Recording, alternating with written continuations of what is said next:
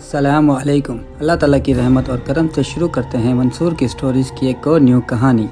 یہ کہانی ایک ایسی پراسرار ٹرین کی ہے جس نے اپنی منزل کبھی حاصل نہیں کی۔ کچھ سفر ایسے ہوتے ہیں جو منزل پر پہنچ کر بھی کبھی ختم نہیں ہوتے۔ ایک ایسی ہی کہانی خوابوں کی ٹرین۔ سن 1998 کی ایک رات لاہور سے کراچی جانے والی ٹرین میں چند مسافر سوار ہوئے۔ ان میں ایک نوجوان علی بھی تھا اور ایک بوڑھی عورت جو بار بار ایک ہی بات کہے جا رہی تھی، یہ ٹرین کراچی نہیں جائے گی۔ آدھی رات کو ٹرین ایک لمبی سرنگ میں داخل ہوئی۔ اچانک لائٹس بجھ گئیں۔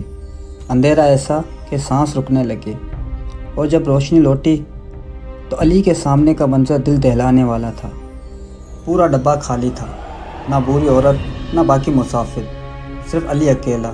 جب وہ کراچی اترا تو عملے نے حیرت سے کہا، یہ ٹرین تو پچھلے سال حادثے میں جل گئی تھی اور اس میں کوئی زندہ نہیں بچا تھا۔ علی ڈرتے ہوئے اپنے گھر کی جانب روانہ ہو گیا۔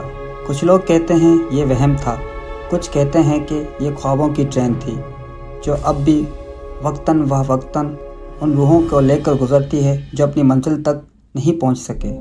کیا یہ حقیقت تھی یا وہم؟ فیصلہ آپ کریں۔ مزید ڈراؤنی اور سسپینس کہانیوں کے لیے چینل سبسکرائب کریں۔ اللہ حافظ۔